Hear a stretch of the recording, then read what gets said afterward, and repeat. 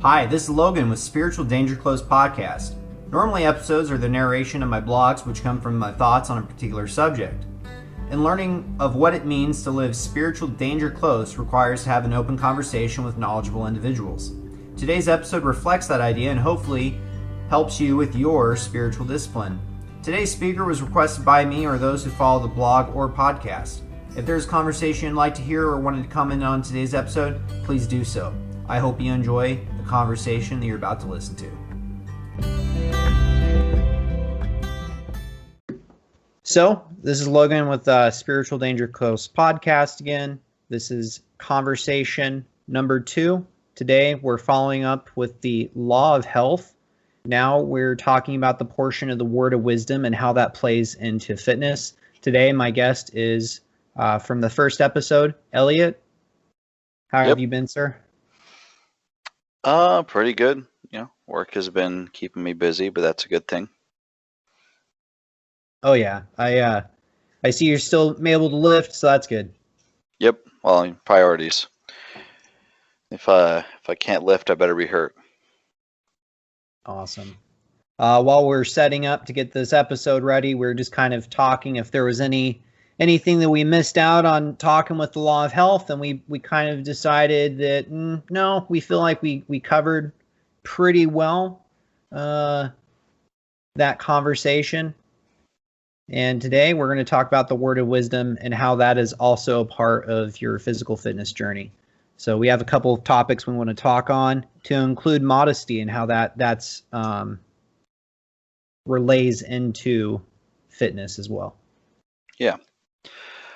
So you're going to see, it looks like you want to start with the word of wisdom. Is that right? Yes, sir. I feel like we don't need to read it.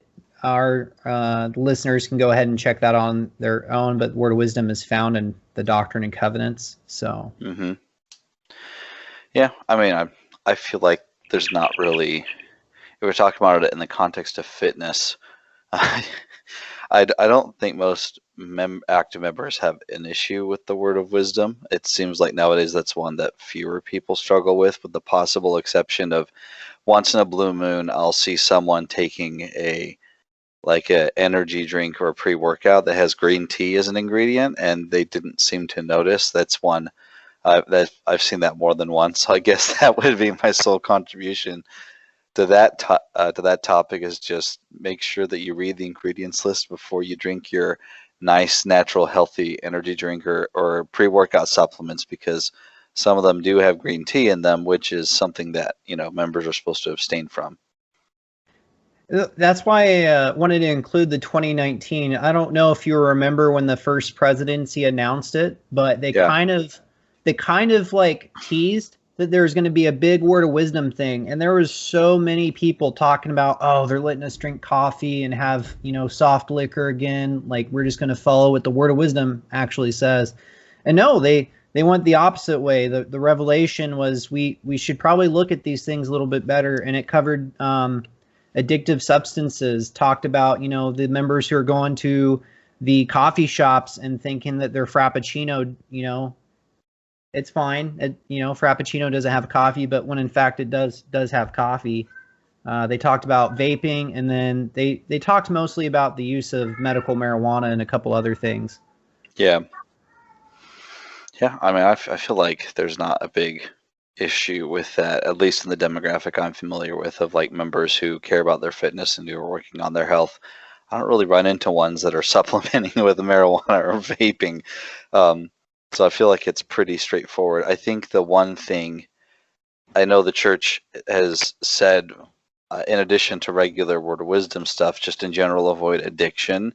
And I know in the past they've said to be careful because energy drinks that have very large amounts of caffeine can be addicting, but they've also never actually said that they're forbidden for everyone. So that is maybe the one thing where I'd say is you want to keep an eye on. But I say that as someone that also uses them myself. So making sure that you're keeping the use in moderation and that it's not unhealthy and you're not forming a dependency on the stimulant.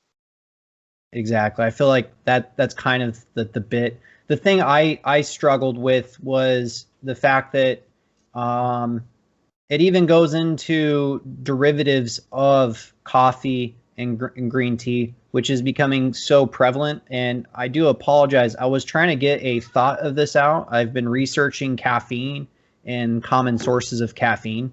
From my reading and understanding of the clarification on the word of wisdom, you can't even use a substance like ECCG. It's a derivative of green tea. It's popular in a lot of weight loss drinks. Pre-workouts are doing that. And then a lot of the pre-workouts are going away from synthetic caffeine, and they're going back to a naturalized caffeine that's straightly processed from coffee or green tea.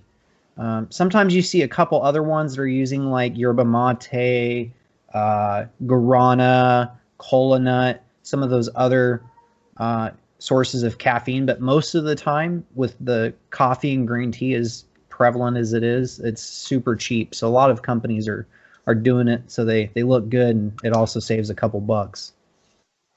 Yeah, you just got to read the ingredients list, see what's on there. I'm pretty sure if it comes from green tea, it'll say it on there, unless they found a way around that I'm not aware of. But I've always read the ingredients list. It's always been clear if something is made from green tea to me if I read that. Oh yeah. I think you should start getting a habit of reading the ingredient list nowadays, because they're putting so much stuff in there. I really feel like we're seeing a fulfillment of the prophecy of the word of wisdom, conspiring men. Because some of the stuff that they're putting in there are new substances that chemists are designing in the lab specifically for fitness. And so a lot of the stuff hasn't been through FDA testing. They're kind of using this like loophole of natural derivatives from, you can find it in nature. And eventually the FDA catches on, and then we'll shut down certain products because that is definitely not natural in what they're trying to do. Okay. Interesting. Recently, in the military, you're not allowed to basically do drugs and not supposed to do anything that's a mind alterant. And so on about a yearly basis, all DoD military members and including civilian contractors have to go get urine analysis tested. And recently it came down that a certain pre-workout that a member was using actually did contain SARMs, which are selective androgen receptor modules, inside the pre-workout itself. I'm not going to mention names because I want to get in that whole hassle, but a lot of these companies are kind of putting a lot of craziness in there. So it's really hard to find like a good pre-workout that is A, fits with the word of wisdom, and B, it's not going to be something you could possibly have an issue with. Specifically in my case, I don't know if you would have a problem with that. I just really drink an energy drink and have a caffeine pill. It's just caffeine. It's not against the word of wisdom. Okay. I doubt that's not controversial to say, but I mean, if you don't want to, I definitely respect that. Just like I don't want to eat steamed vegetables, so I don't, but I don't slap spirituality on it. I just don't want to do it. Because if you, I'm sure, I know there's good pre-workouts out there. I know there's reputable ones. But the point of a pre-workout, in my opinion, is it needs to give you a burst of energy so that you can have a more effective workout. Caffeine is a stimulant. It does that just fine. You can have, like, we know that you can have a certain amount of caffeine and it does not have a negative effect on your health. Like, it's like anything else. If I put, about a half tablespoon of butter on my toast, not going to harm me. If I eat 8 sticks of butter every day, well, you bet your bottom dollar I'm going to be a little messed up inside, right? A lot of things are straight up forbidden. Well, I shouldn't even say a lot. It's not a lot. Some things are straight up forbidden. Don't have any. Most of the rest, I lean on the principle of the poison is in the dose. There's amounts of it that are perfectly 100% safe to have. And then there are amounts that are not safe to have, like even water. We all have heard once in a while, you'll hear some story about someone dying from drinking too much water because of a prank or a game show or something. and the same principle applies. It's like, you know, you can have a certain amount of caffeine and it's not going to mess you up. And it will give you some stimulation for your workout, and I don't have to worry about accidentally ingesting SARMs. I don't have to worry about, you know, any of that stuff because it's a pretty straightforward ingredient. Yeah, that's a pretty easy go-to. I definitely wished I got that article, that thought published about caffeine, but caffeine does have its benefits. They use it in the NICU, so you know, brand new babies that are going through certain issues, they actually use caffeine. On average, a person can take max about 400 milligrams of caffeine, and it's considered safe. But big caveat is everyone's body is different, and you will know if it's too much for you very quickly. I mean, I know some people that can take hardly any because it triggers some hardcore anxiety, so they really can't have like any. Oh yeah, And which sometimes is I'll take 300 milligrams of caffeine, 350 milligrams of caffeine before working out, and I'll still feel tired. So, not anxious at all. you know, it's a sad day when you dome some pre-workout to the mouth and you don't feel anything. Yeah, and you're just like, well, okay, tired workout today. On the mission, I used to talk about ways to think about the word of wisdom, and I always saw it as more of a law of moderation. Everything is good in small doses, because if you read the original word of wisdom in Doctrine and Covenants, it even allowed members to have wine of their own making, but not very strong wine. That it was okay in some situations. And I feel like that should be applied across the board. Like if I'm eating pizza 3 times a day, that's not really going to be good for me. If I'm taking pre-workout twice a day and I'm exceeding the recommended dosing, you know, it's probably not going to be good for me. Yeah. Well, the word of wisdom definitely says some things you can't have even in moderation. Oh, you know, yes. But there is a lot of, moderation is moderation, poisons in the dose, whatever you want to call it. It's a good principle to apply. But I definitely hear people argue in favor of doing things they definitely shouldn't do in the name of moderation, and that's where it needs to go out the window. Yeah. Defenestrate the moderation. Yeah. I've seen that, and I've personally done it, and I've been guilty of. I think when it comes to pre-workout, you mentioned like what you like to take. In my experience, I've kind of found out that depending on the workout I'm doing, I may want a little caffeine or I may want a lot of caffeine. And it just comes down to your personal tolerance and what you're doing. Like I wouldn't recommend taking a pre-workout energy drink and then going for a run, because that amount of caffeine, it's not really going to give you your benefit that you're looking for. And that's when you probably want something with a little bit more low dosing, something with like electrolytes with caffeine inside of it, maybe a little bit more up your alleyway. Yeah.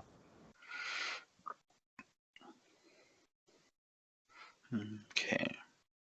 And I talked about stem junkies. I think for people who've never taken pre-workout, I would err with the side of caution. That moderation should be needed, because if you're using it every single day, eventually your body's going to build a tolerance to whatever those chemicals are. It's going to expect them, and you're not really going to feel that. Like how you mentioned taking it and you still feel like trash. That's probably a sign that you should go off of whatever you're taking and just let your body just go back on its natural metabolism. Yeah, I've heard of some lifters actually, like, some lifters will deload their workout where they'll have like a week of lighter weights to recover. I've heard of some lifters deloading from caffeine or pre-workout for that specific reason, because it stops having the effect that you want it to have after a while. And if you don't take it for a while and your body readjusts, and then you can then use it again to get that effect again for a while. So it's definitely something on my mind, because I've noticed that when I get really good sleep, I don't really need it. And the issue is not so much, in my opinion, my body adjusting to it so much as, caffeine is like a Band-Aid. And if your arm got chopped off, you can't slap a Band-Aid on it, right? Oh yeah. If I got really, really bad sleep because my kids woke me up 10 times in the night, then I exaggerate, but if I got really bad sleep, I could slap some caffeine on there. It might move the energy level from a 1 out of 10 to a 2 out of 10, but I'm not expecting it to work miracles. Caffeine ain't going to pull Lazarus out of the tomb. It's just going to make you feel a little bit more pep in your step for a few hours, and then you'll go back to feeling tired again. Yeah. Now, what was the point about dieting on here? You had written down in terms of the word of wisdom. So what I was talking about was, we kind of mentioned it before in the law of health, but sort of like to meal plan or not to meal plan, and then should I diet? What would an optimal diet be in consideration of word of wisdom and working out? So I know one thing that comes up a lot is, if you're working out, you eat protein, you're probably eating a lot of meat, and the word of wisdom says to eat meat sparingly. I know as recently as President Kimball, church leaders taught that the amount of meat you eat can vary depending on the demands placed on your body. The example he used was, if you are working a manual labor job, you'll probably need to eat more meat than someone who is sedentary at a desk. Now, working out is essentially, lifting weights is essentially artificial manual labor, right? You're imitating, hard work to have an effect on your body. So I definitely do not think there's anything wrong spiritually, doctrinally, whatever, with eating more meat if you lift weights. You are tearing up your muscles and rebuilding them stronger. You need to have protein, right? Is it possible to get the protein without eating meat? Well, yeah, sure. You can have a protein powder or something that's, or you could look at plant-based proteins, but those aren't absorbed as efficiently because, fun fact from 8th grade biology, plant cells have cell walls and animal cells don't, and the cell walls slow down digestion and make it harder to absorb nutrients from it. And animal cells don't have that problem, so you actually get more protein out of your cooked meat than you will out of your your vegan protein powder. Your body's going to be more efficient in obtaining the protein from it. So that's one I hear a lot, is just people like, well, you're supposed to eat meat sparingly, but you eat meat every day. It's like, well, if I weren't lifting weights multiple times a week, and if my body weren't constantly repairing torn up muscles, I probably wouldn't eat as much meat as I do, because I wouldn't need to. But there's nothing wrong with that. You got to give your body what it needs, and there's no, moderate, reasonable amounts of meat. Probably looks different for different people. I'm not telling you have to go full-fledged carnivore, because you don't. Okay. Let me have a sip of water here. No worries. I've done the full spectrum. You could say I'm a yo-yo dieter. I've tried everything. I've even done meme diets of eating nothing but fast food. I've done the chicken and broccoli and rice 3 times a day. I found that I do better on a high fat, moderate protein, and very low carb diet. But lately I've been playing with more of the Okinawan style diet, which is kind of higher carb, moderate fat, and low protein. And I don't think I'm going to continue that much longer, but I really feel like there are avenues that you can explore with whatever you're going at. I know when I was doing vegan, I did that for a good bit, and I found a nutritionist. I sent him my body weight, height, photos, everything, scales, tapes, and he calculated out, like, this week you eat these are your meals, these are the exact macros, weigh your food out, here you go. And then on top of it, you need to find these supplements, because the vegan diet, because you're not getting those bioavailable minerals from the meat, you need to supplement those, like vitamin B12, sea greens, flaxseed omegas, and doing that. And I did okay, but for some personal reasons, I had to stop doing that. Okay, interesting. While we're kind of on the subject of like dieting, and then kind of finishing off talking about pre-workouts, Besides pre-workouts, what other supplements do you recommend that people should take? Creatine, really. I mean, if you're going to lift, you need to have more protein. So if you don't have enough protein in your diet, you can supplement it with a protein shake. And then creatine is safe. It's effective. It does exactly what it says on the tin, so to speak. So that's one I definitely recommend people use if they're going to lift. You can make gains without it, but it will definitely make a discernible, noticeable, appreciable difference if you take 5 grams of creatine a day, along with everything else you're already doing. So a lot of the other stuff, like, I know you need fats for joint health and for hormone production, but as long as you're eating, some, as long as you're eating something not really wacky in your day-to-day life, you're going to be getting enough fats in your diet for all that, because it doesn't really require that much fat for that. I do a high protein, high carb, low fat diet, and I've never had any issues. I used to have issues with my hormones. It wasn't related to diet. It was related to something that they had to medicate. Once they got it medicated, that fixed itself right away. So as long as you're eating, at least a small amount of fats in every meal, you're not going to have any issues with that. Really, when it comes to diet, what you have to be careful for is, foods that are very tasty and that are not very filling. They tend to be high in carbs and fats. People like to demonize carbs a lot nowadays, but cookies are not just a bunch of carbs. There's a bunch of fats in there too. And if you've ever had a fat-free cookie, you'll know that it definitely has an impact. So you gotta, don't demonize any one of the 3 macronutrients. You gotta find a balance that works for you, and make sure that you're getting enough protein in there to fuel your muscle recovery, and you're getting enough calories to also fuel your recovery from your workouts. A lot of people refuse to adjust their caloric intake after they've been lifting for 6 months or a year or something, and they run into a wall because the body is not being given what it needs to play the game on the table.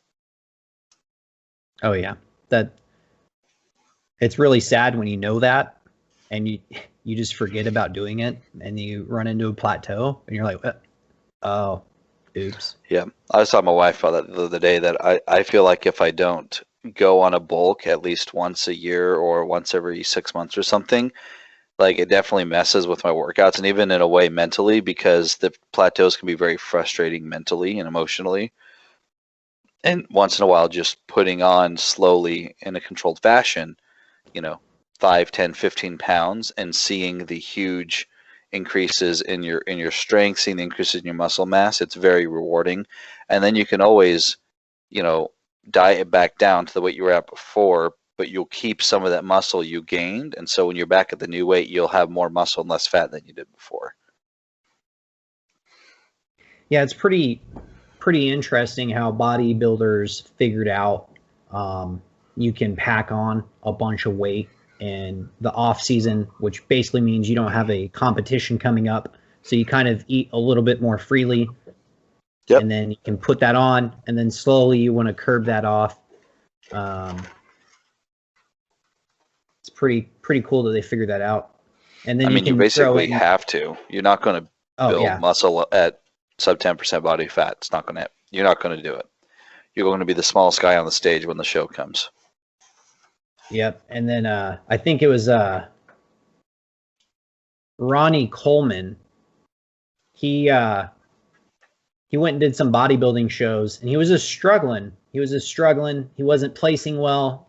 He would do all these other things. And they kind of figured out that he was flat, which basically means his muscle glycogen had no carbs, and so he wasn't full. And so I want to say one of the other bodybuilders got him into, breaking the word of wisdom, drinking, kind of got him to have fun. I think he broke down and had a pizza. And then the next day when he stood on stage, he was just in phenomenal shape because his cells just puffed up and absorbed all the carbohydrates, and his glycogen levels were full, and it was just insane. And then that's when they figured out you could do carb loading is what you need to do. Yeah, I always joke with my wife that when I have a cheat meal, it goes straight to my traps. That's the first thing, is that your muscles just hold on to all the new fuel. What do you need? Hang on, my daughter needs something. What do you need, Millie? Oh, I'll get this down for you, okay? All right, sorry, she being silly. It's only fair. I mean, last episode I had cats and kids. It's fine. Yep. As far as meal planning, meal prepping, you see I've written down here. I think that can definitely be a good tool because a lot of times diets break down not so much from discipline but from preparation. Okay, Millie, I'm on a phone call. Okay. Shh. They break down not from lack of discipline or lack of willingness, but from preparation. It's like you get home and you're really tired and hungry from work. You're going to just grab the bag of potato chips and eat those rather than spending half an hour, 45 minutes preparing a full dinner, right? So you either have to have healthy food that's very quick to eat, or you have to, plan out, prepare in bulk, or something along those lines. Or you know, if you're really lucky, if there are occasionally places like takeout places where you can actually get healthy food. If you're particular about it, like I know a lot of people meme about Chipotle, it's like 3,000 calorie burritos. Well, yeah, if you're an idiot putting together the burrito for sure, but I can take you to Chipotle and get you a very healthy meal right now that's not at all high in calories, that has protein in it, and it's not gonna, you're not going to get fat from it at all. Um, I know me personally with one of my kids, she has autism, so she can be an extra handful. It's very, very hard to set aside time to meal prep, so we tend to err more on the side of trying to have healthy food that's ready to eat quickly. That can be a bit harder on the wallet. Like, for example, rather than cooking a bunch of chicken breast, if you have some packets of beef jerky lying around, you can have a good source of protein right there. But beef jerky's protein is more expensive if you look at how much you're paying per gram of protein, which I've done that.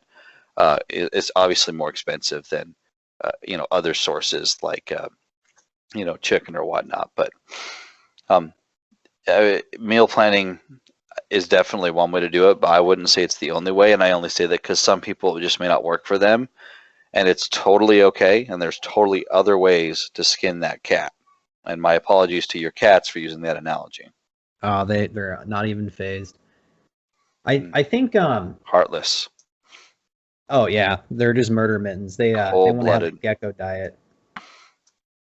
I really feel like meal planning can be cost saving, like you said. I can go buy 4.5 pounds of flank steak for $6.99 a pound, whereas I can just go buy 1 pound of beef jerky and they're charging anywhere from $15 to $16. So, and some people who are able to do that, I feel like it's going to be better. It's going to suck that you have to do all that prep and make the beef jerky yourself, but your wallet's going to be happier. And I feel like that's one thing I really do like about meal planning is it's good, especially if you're super busy. You can just go ahead, grab the food out of the fridge, throw it in the microwave. You're good to go. You could do it once a week and have it for the full week, or you can meal prep every couple days, or like in your situation, having healthy go-to meals is pretty easy to do. I just feel like it's just so easy to grab the box of mac and cheese and throw in some chopped hot dogs and just call it again a day, where you could for the same price probably find something a little bit healthier to do. Yeah. Well, that's my point really, is that it's definitely cheaper to meal prep, buy stuff in bulk and cook it. But my point is that if that does not work for you, all hope is not lost. If you are willing to spend more money on food, you can have healthy meals ready to eat that don't require meal prep. And beef jerky is not the only way. Like, for example, I'm a big fan of, you can get zero fat Greek yogurt from Walmart or something. Great source of protein. And it's because it's Greek yogurt, it's, lactose intolerance is an issue because I'm lactose intolerant and I can always eat it. It doesn't cause any problems.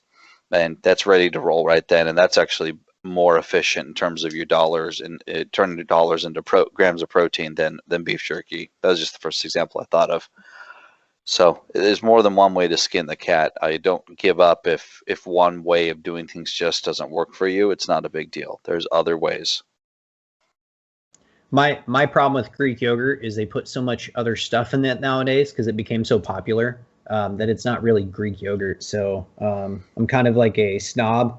I'll go buy a yogurt brand like Chobani just to get the culture from it, and then I'll use my Instant Pot, use a full gallon, and then I'll get probably about 2 liters of yogurt out of that. Um, of course, flavoring and learning how to sugar it and doing that is a little bit different than making sure you have cheesecloth to strain it. Can be challenging, but I think it could also be fun too. And a science experiment, like for you and your kids, if you were to do that, that'd be really cool to show them like this is how yogurt's made. A little bit more. What was that? I think Tanner mentioned on spiritual danger, kind of like or spiritual arson, of more involvement in your children in the process of the things that are going on, so they feel more connected to it rather than, mom and dad just make me food and they give me a plate. Well, I do that pretty well with my kids already. I always make them help me make cookies and bread. That's And pretty they're awesome. they're pretty invested in the outcome of the cookies for sure. Oh, yes. Now, as far as I see on here, you want to talk about TRT, anabolics, and SARMs. I mean, I've always just assumed anabolics and SARMs were probably frowned on, but I've never actually asked my bishop. So I'm pretty well versed in this area. I have to caveat because I'm military. I technically am not allowed to. I have asked my primary care provider if I could go on to TRT, which is basically testosterone replacement therapy. At a certain point, as you age, your body is going to slow down on certain things. And for men, one of the things that happens is testosterone just isn't as well up in there. And so I feel like when it comes to the interpretation of the word of wisdom and what's legal, if that's something that you could do, I'd say that TRT with your primary care provider and with some thoughts and prayers about if it's something you should do, I don't think that's out of the bounds of reason. I agree on that for sure. It's a medical procedure and it's to address a problem in the body. Yeah, Medical especially treatment. with the view of how they look at marijuana, just using that same kind of paradigm to look at TRT. I definitely don't think it's out of there. The one thing I would add is that TRT in some cases can result in infertility in men, because when you are replacing the testosterone that your body's making, and obviously your body's not making enough, when you replace it, your testes stop some functions because they can detect that they're no longer needed. And some people, when they go off, that some of those functions don't come back. So I don't know what percent, but I do know what happens. I am pretty sure it's rare. But I know for quite a while I was thinking about TRT, and I even started 2 very, very tiny injections before realizing that my doctor had overlooked part of my medical history and that it could kill me. So thankfully we were able to figure out the source of the problem and fix it with medication and not having to inject exogenous testosterone in my case. So hopefully the little bit I inject didn't, neuter me. So I guess we'll see in the future here. But that is one thing. It's definitely a not buyer beware, but more like buyer be aware. If you want to have more kids, then definitely give going on TRT some extra thought and reflection before you hop on, because there is a non-zero chance that you might end up closing the door on having more kids as a result of that therapy. Yeah, that's something important to think about too. Which again, I feel like if you have a provider who's common sense and kind of sees where you're going with this, I feel like you could have a good conversation. But just having it, I just wanted to bring it up because I've been to gyms off of military bases and I've seen dudes doing steroids in the gym, which I think is stupid because not a clean environment. You could get sick, site infections, etc. But if that's something you're going to do, I would say research, and then get your medical doctor's opinion on if it's something that you should do. Yeah. Don't just go and do it without thinking about it. And so the other thing is, in the American society, a lot of our politicians, bless their heart, really made steroids the villain in a lot of cases. But Yeah, a that lot of was those, really dumb. yeah, a lot of those poster childs that they used were taking antidepressants, and one of the children, he was a high school student, was using it, ended up committing suicide. Certain people who are still in office use that as a way to get the Steroid Control Act passed, and it turned out that no, there's a giant class action lawsuit. He was on this specific antidepressant, and everyone who was taking it, ended up killing themselves. So I feel like there's been a lot of villainy placed into it. And then I feel like for members who may be getting into working out, that's something they should be aware of. That at some For point, sure. if you're going to a gym, not something like Elliott in your case for your house, that'd be a interesting situation. But I feel like if you're going to one of the many shoebox gyms out there, that's something you may run into, or somebody may, recommend it to you. So I feel like having a good grasp and understanding is going to be healthy, important, and spiritually significant too. Yeah. Like you mentioned, that would be terrible for you to do that and then find out you did your family from the plan of salvation, and now you have to think about all these other different options, and it could be an issue. So if you're Absolutely. thinking about doing that, talk to your doctor, please. Okay. And then I feel like there's a couple supplements I've wanted to talk about. I definitely do agree with creatine. If you don't know what creatine is, basically most beef has a creatine protein, and basically what it does is it allows your body to store more water in the muscle, which makes you feel fuller, and it actually is clinically proven in so many different studies to actually increase. I personally recommend doing what's called a front load, where you take double the dosage for the first week and a half, and then you taper off to your daily dose for whatever you can. Jeff Cavalier of Athlete X talks about even if you had a full 24-ounce T-bone steak, you're not going to get the amount of creatine that you need for working out if that's something that you're going to be doing on a daily basis or bi-weekly, whatever your schedule is. You definitely do need to be supplementing with it. I like doing branched chain amino acids because a lot of those are really healthy now. A lot of companies are putting coconut water, dehydrated coconut water in there, so it's super hydrating. You get potassium, magnesium, sometimes calcium, zinc, and then branched chain amino acids, which basically little building blocks to help keep you full and satiated. Because when your body sees it, it thinks you've eaten a meal, but you've not really eaten a meal, and so it can kind of help curb hunger as well. Gotcha. And most of those are very low caloric. I think my Extend that I have in my closet right now, about 40 calories for 25-gram serving with 10 grams of BCAAs and essential amino acids. So, and then Rich Piana, I mentioned him last time. He was a big believer. If you're working out, trying to hit your gains, first thing he would do in the morning was drink some BCAAs, and throughout the day supplement with a gallon of water mixed with BCAAs in there, just hydrating, getting all the extra supplementation in.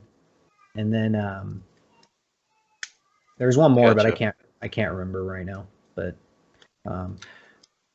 I'm not a nutritionist or a chemist. I'm just very interested in how these chemicals work. So I'm pretty much a nerd boy when it comes to chemistry. If anyone's interested, I would recommend a Instagrammer. He goes by Gorilla Chemist. He is a gym rat.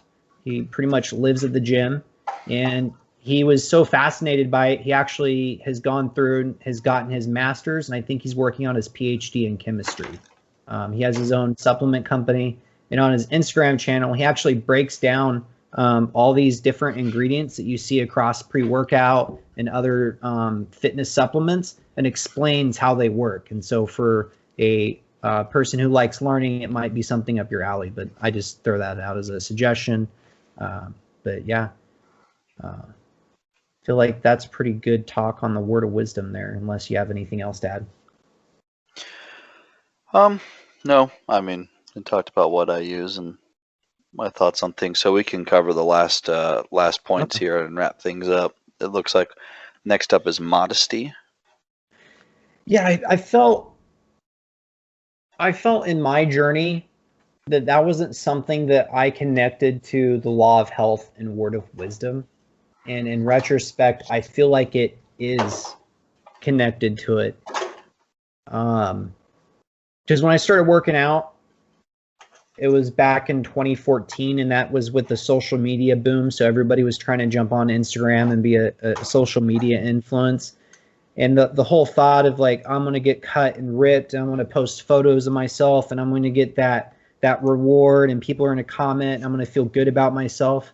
I feel like that's kind of a not really with the word of wisdom or law of health. Like, that's not healthy in any way. And so I feel like you have to add modesty into working out. So my thought on that was I don't think there's anything to do with the word of wisdom, but I can definitely see that it could not be healthy to kind of try to be a narcissist. On the flip side, there is oftentimes communities of people that like to share their progress, whether it's strength gains, physique gains, or whatever. So I think that there's definitely situations where those activities are appropriate. Okay, Millie, hold on. I'm busy, okay? I'll play with you in a bit.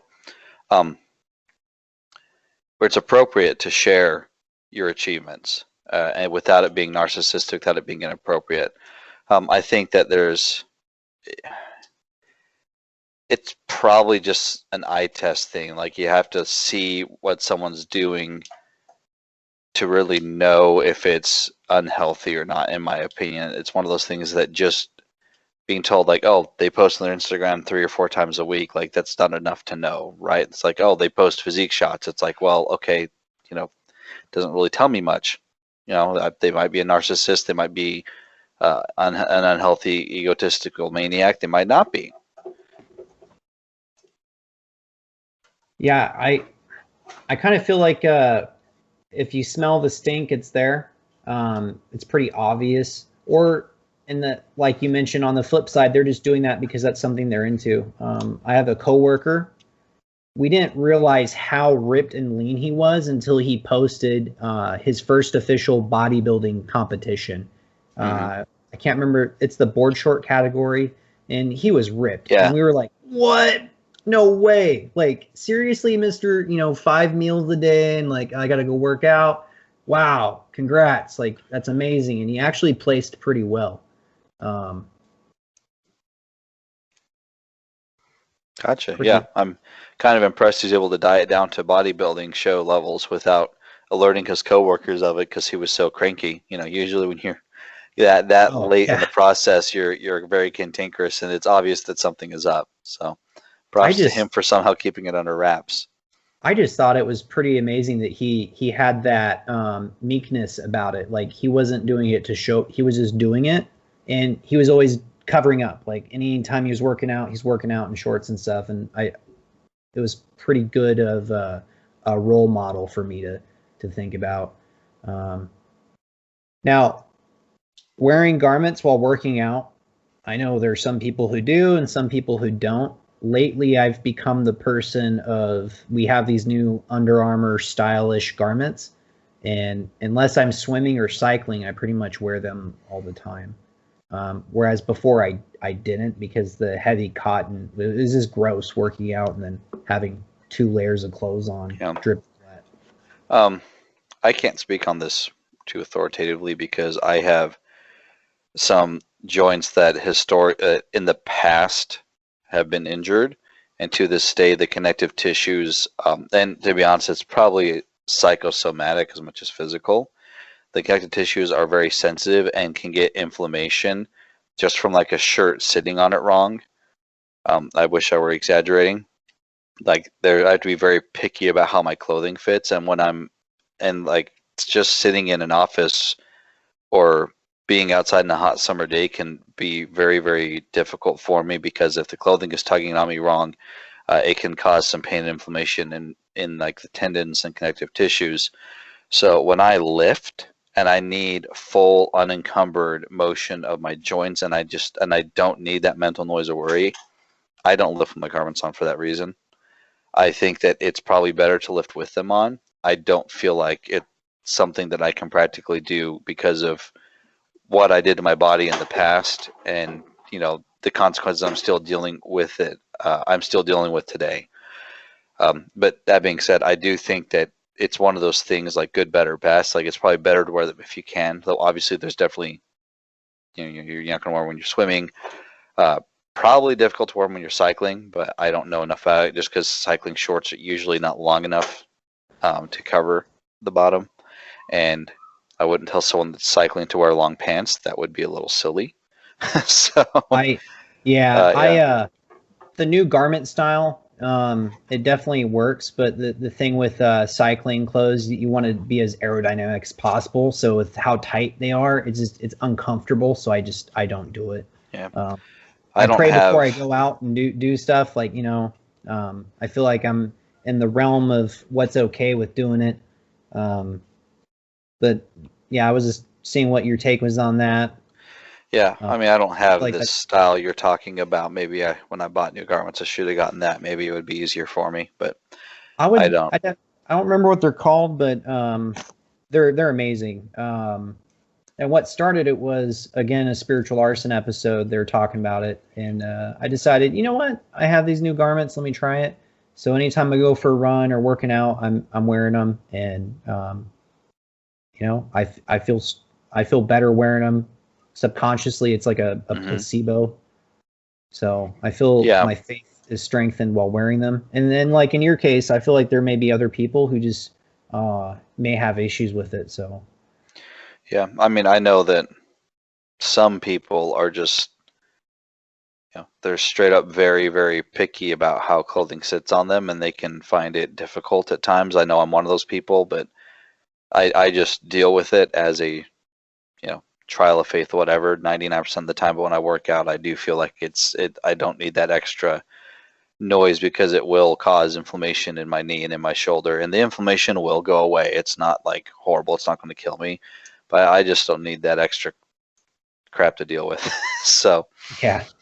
When I was going through probation, coming back into the church and stuff, the first thing I bought after getting my temple recommend back was the military style garments, just so I didn't have to wear 2 layers of clothing when I could wear one. So I definitely feel like there's times when it's appropriate, not appropriate. Something you can pray upon and think about. Yeah. Just kind of wanted to mention it because it's kind of in the realm. Moving on, social media influence. How can this help you, and then how can this hinder you? So it can help because, again, you can find yourself in a community of like-minded people that are all working towards the same goal, and that can be helpful. It can hinder you because if you compare yourself to people that are further along than you or more naturally gifted than you, that can be discouraging. But that can also, in a way, be good because it can maybe alert you to the fact that something's wrong. I know I was frustrated where I was for years, and I felt like I was not building muscle mass as fast as I should or gaining strength as fast as I should. And that kind of started me on my journey of like looking into my hormone levels and finding out that they were too low, and then finding out that there was a microadenoma on my pituitary that could be treated with medication that fixed it. And I've had even people, friends on Twitter say like, the way you look has changed significantly in like recently. And it's like, well, yeah, it's because I think it was August or so, or maybe September, I started on some medication, and that fixed my hormone levels. Before, I was running around the hormones of like an 80-year-old man, and now I'm running around the hormones that are, I think they're still elevating to normalcy, but they're much more normal than they were. What they should be for your age. Yeah, and comparing myself to other people kind of in that sense helped me, and that I realized like, I wasn't comparing myself to like Arnold Schwarzenegger, but I was comparing myself to other guys my age with full-time jobs, and they've been lifting around the same, as long as I had. I was like, I don't feel like I'm leaving a lot in the gym. Like I feel like I'm putting in a good effort. So why am I seeing so much less reward, and why do I feel like crap all the time? Working out is supposed to make you feel good. So I do think the effect of social media, the negative side effects, I think are overblown, which is normal because humans like to focus on negative things because that is how we survive. Analogy I heard is if two cavemen hear a rustle in the bush and one assumes it's a tiger, the other assumes it's a rabbit. One of these days, the rabbit guy is going to be wrong. The tiger guy is going to be right, right? So, we're sort of just hardwired for paranoia and to see the negative effects of things. But while they are there, I think they're kind of overblown. I think using social media, especially with fitness, can be good because it can help with accountability. It can help you find a community of other people that are working towards the same thing. It can also, be bad. It can lead to narcissism, or it can lead to discouragement, or you can find yourself the target of people trying to push overpriced, crap products on you, promising quick results or whatever. But as long as you have some degree of gray matter between your ears, you should be able to see that coming from a mile away and deal with it appropriately. Yeah, when you post one really good looking photo, you're going to get stuff in your DMs. That it's just how influencing works, and they try to push it. But it's interesting your perspective on it, that you're kind of like, wait a minute, there's something going on here. And I didn't even think about that being a thing. In my experience, I struggle with self-image and what I should look like in the body that I have. And so like seeing what other people, I feel like knowing what you respond to and avoiding what you know you're going to respond to negatively.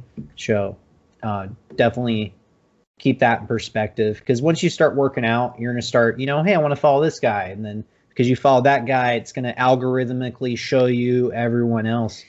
But while we're talking about it, on your post, you were commenting about working out, and my comment to you was actually liked by Greg O'Gallagher, and I was like, whoa, that's cool. I've never interacted with him before, but he's the guy that does the Kino Body fitness, where it's intermittent fasting and minimalism workout of 3 times a week, and that's it.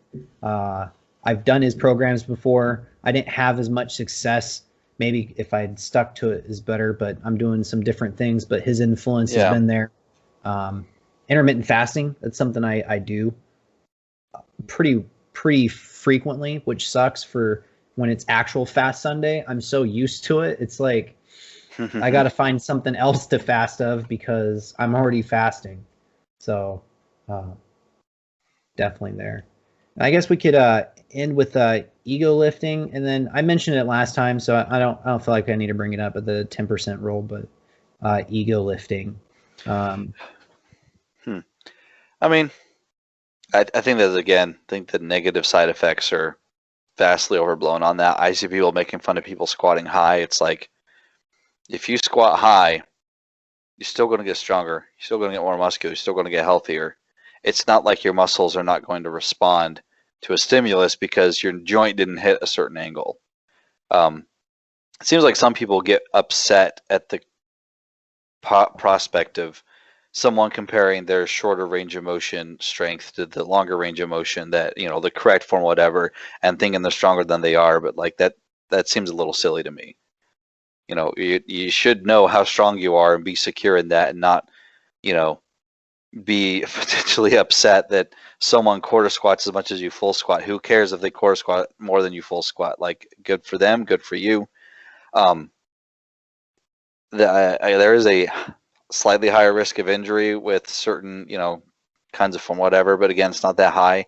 People seem to think that good form is a guarantee that you'll never get hurt, and that's not true. You can get hurt using good form. You can use bad form, live for decades, and never get hurt.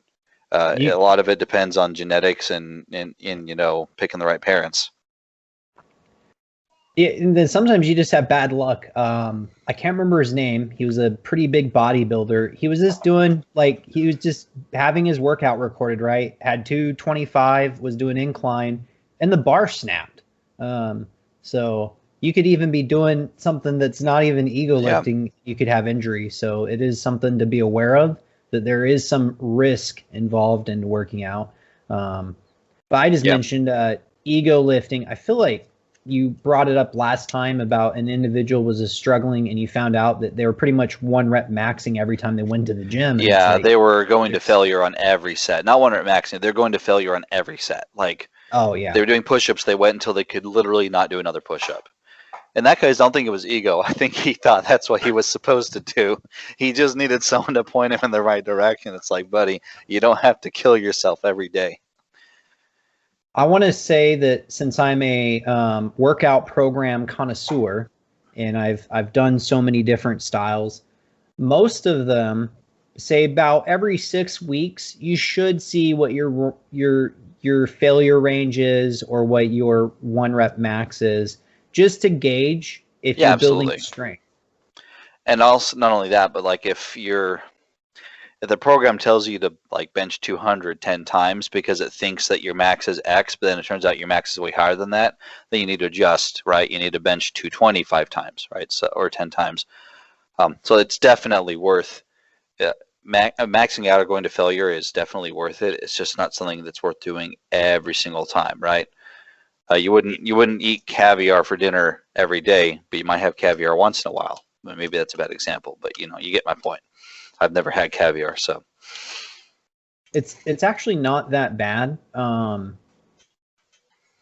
believe you. I mean, I had escargot when I was in France. Yeah. It was good. I'm sure caviar is good too. It's somebody's probably going to be mad at me, but I call them sea raisins. Maybe I did have caviar on my mission. Actually, now that I think about it, hard to believe I ate snail and not fish eggs. Anyway, salmon roe on sushis is pretty popular, which is pretty delicious. But yeah, it's not bad. I don't know if you saw the spat I got into. I was going back and forth on some people about the evil of eating bugs. I won't bring that up, but different cultures have different things, and we should respect that. Well, there may or may not be people pushing certain agendas, but let's be real. If you have ever been to a Red Lobster, then you're guilty of eating a bug. Yeah, I mean, I find that a problem in lifting, in nutrition, in lots of stuff, is people want to slap morality on non-moral questions, right? Like, I love the bench press. It's one of my favorite lifts. I do not think there's spiritual superiority for bench pressing per se. I think that upper body strength can be a good litmus test for certain things. And bench press is a great test of upper body strength, but I'm not under the delusion that I'm more righteous than someone else that doesn't bench press as much, that doesn't bench as much as me. So I see that a lot. It's like, if your hobby is, gaming, you're spiritually or morally inferior to someone whose hobby is chewing on a blade of ryegrass and breathing deeply in the forest and feeling the earth between his toes or something. It's just, people aren't secure enough to say, I like this and I don't like this for absolutely no reason. They can't do it. So they gotta make it like, you say, I don't want to eat bugs. Like, dude, I don't want to eat bugs either. You don't have to make it an evil thing. Like, yeah, I agree. There's definitely some weird agenda being pushed, and that's bad. But it's about the agenda, not about bugs. Like, I mean, Louisiana, I'd go to numerous crawfish boils. The only difference between a crustacean and an insect is one is biologically made for the water, and one is for land. Other than that, they're almost very genetically similar. One tastes better too with butter and but I digress. Someone was talking about, well, the shrimp are fed better. I was like, have you even seen how farm bred shrimp are raised? Yeah, that's a Google that later, folks. Google that later. I feel don't look under the lid of industrial farming. Yeah. It's like not as bad as the worst critics will make you think, but it's also not all roses. It's definitely it's pretty sad. Fun times had by all. And if you have the financial means, there's definitely options in the United States where you can order foods that are holistically sourced and sponsored, and the animals aren't being raised in, corrals and being fed antibiotics. Definitely a measure that you can add to that. But and if you don't have the financial means, don't feel bad. Just buy the mass-produced crap, and then one day, if you can, upgrade. Not everyone can allocate money to that sort of thing, and that's okay. Do what you can with what you've got. And that's I feel like good principle for everything. If you're faithful about it and you're really genuinely trying to do that, there's going to be blessings. Blessings that you will see instantly, or blessings that may take a couple of years. Like in your case, what would have happened if you never started working out with that what did you say it was? The cloma in your brain? Microadenoma, yeah. Yeah, like what would have happened if you weren't working out and figured out like there's something wrong going on? Like what could have came from that? So I would probably still be fat with skinny arms and tired and cranky all the time. Sad. But you're not, so that's good. Yay, I'm not. I feel like that's a good place to stop. Let me speak English. So we went over the word of wisdom, about the new updates, substances, caffeines. I apologize for not putting my thing out, but I'll get that. We talked about pre-workouts, creatine, branched chain amino acids. We didn't really mention whey protein. I talked about protein shakes. Oh, yeah, protein. I said use them if you need to. And if you're getting enough protein in your food, you don't need to get a protein shake. I use protein shakes a ton. Nothing wrong with it. If you need them, use them. If you don't need them, don't use them. It's all good, you don't have to. Yeah. Yep. Whole food. Chicken and eggs. There you go. Chicken, we talked about beef, eggs, fish, cicadas. Cicadas. Talked about meal prepping, meal planning. If you're going to plan your meals out, do it. Or you can do a healthier option of just buying good stuff to make at home, because that works better for your schedule. We talked about TRT, or just going to the doctor in general. If you're doing something at the gym and you don't feel well, probably should go see a doctor and explain what's going on, because who knows what you might find. Yep. Yeah, to a certain extent, most people should trust their gut. I knew something was wrong for years before I really was able to take action on it. Well, I shouldn't say I knew. I suspect something was wrong for years before I took action on it, before I got it solved. So yeah, just trust your gut. If you think there's something off, talk to someone that knows what they're doing. Yep. Anyway, and then it was good talking. Last little bit, we just covered over modesty, working out, wearing garments, social media influence, and ego lifting. And I feel like that's a pretty good thing. If there's anything that we missed, definitely message us. You can find Elliott on Instagram and Twitter. You can find me on Instagram and Twitter as well. For those who have Strava, go ahead and add me on there. Now that I'm healed, I'm doing exercises again on there.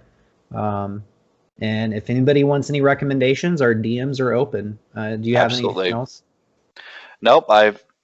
DMs, I've answered questions about lifting. I've answered questions about mortgages, since that's my day job. So,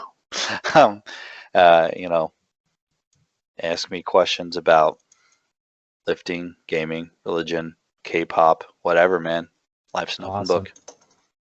But yeah, that is a wrap on the Word of Wisdom. Appreciate it, ladies and gentlemen. Have a great day. Have a good one, Elliott. Appreciate you too. The phone call. If you like the content of what you listened to today, go ahead and subscribe. Follow me on Twitter. Subscribe for my weekly newsletter through review. Follow my blog, and be sure to like and follow the podcast wherever streaming platform you may be using. Anchor has distributed my podcast across several streaming platforms for your convenience. Thank you for listening, and have a blessed day.